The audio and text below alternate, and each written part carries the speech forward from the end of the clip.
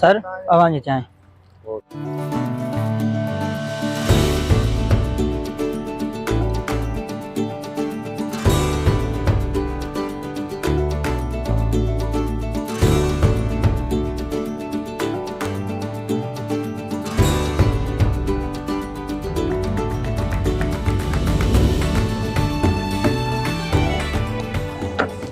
यार आरिफ मूंखे ज़रूरी कॉल करणी आहे मां चवंदो 5 मिंट मैंने थी जो सलीम तव्हां भले।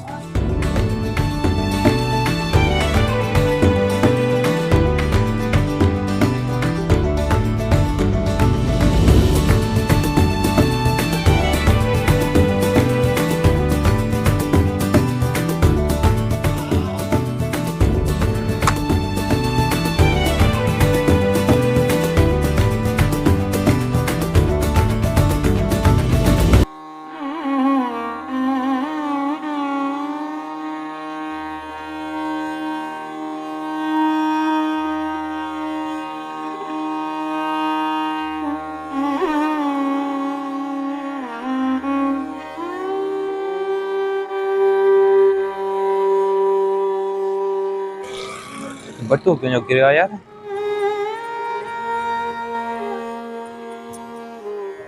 मैंने पैसा भी पिया कार्ड भी आए कार्ड दिसो लगे दो ना साहब जो आ हल तो पुछा था क्यों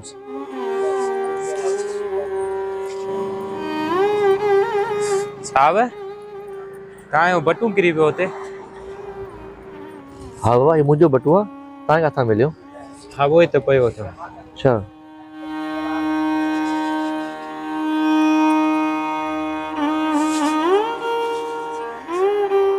बाबा साईं 1 मिनट। बाबा साईं तव्हां केरु हो किथां आया हो? पेर में चप्पल भी तव्हांजी कान्हे पतल हेॾो सीलो पियो आहे। हाँ बाबा साहब गुरबत है हमारे लायूं। बाबा ये तो जैकेट पाए हेॾा भी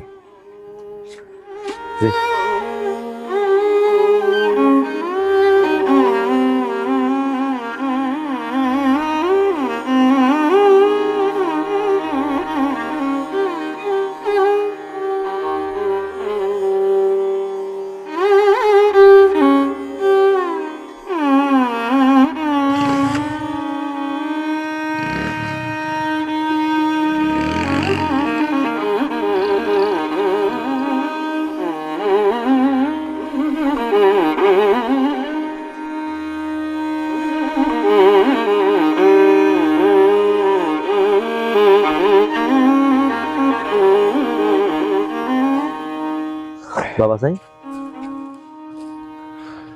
आरिफ साहब बाबा ये चादर अथव ही कुछ सामान अथव कपड़ा भी अथव ॿारनि जा तव्हांजा बि। साहब मेहरबानी तव्हांजी साहब। न बाबा अहिड़ी ॻाल्हि न आहे तव्हांजी राज किथे आहे तव्हां छॾे अचां मां चयो? न साहब तव्हां तकलीफ़ न कयो मां हिन शहर जे ॿाहिरि रहंदो आहियां उते असां खेमा आया आहिनि। हाँ बाबा हेॾो सीओ तव्हां खेमनि में रहंदा आहियो?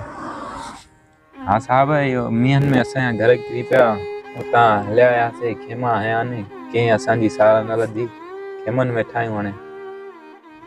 अल्लाह अकबर अल्लाह साईं तव्हांखे खैर कंदो बाबा ठीकु आहे।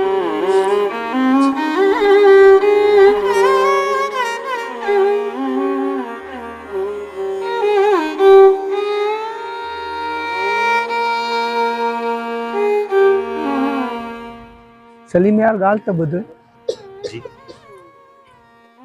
यार तूने कपड़ा तो दिना केड़ी खबर हो सच पो गाल है या कूड़ पियो गाल है? यार तू पाण ॾिठो अॻुणी वो केॾो सीम ॾके पियो अगरि वो कूड़ो जिया न हो त मूंखे बटू खणी कान ॾिया मूंखे हली वञे आ उतां। यार तुंहिंजी ॻाल्हि बि सही आ ऐं मूंखां जेको थी सघियो मां उनजी हेल्प कयमि ऐं मां ॿियनि खे बि चवंदुसि त अहिड़नि ग़रीबनि जी मदद कयो जेके रोडनि ते खेमाणे वेठा आहिनि जेतिरो थी सघे उन्हनि जी हेल्प कनि। चङो अलाह ख़ैर कंदो हलो ताणे हलो हलो हिन दर्द खे उहो ई सम्झी सघे थो जंहिं वटि दर्द रखंदड़ दिलि हूंदी। ख़ुदारा उन्हनि मारूड़नि जी बाहुर करियो जेकी खुलियल आसमान हेठि वेठा मदद जे लाइ वाझाइनि था। वीडियो पसंदि आई आहे त शेयर लाज़मी कंदा। महिरबानी।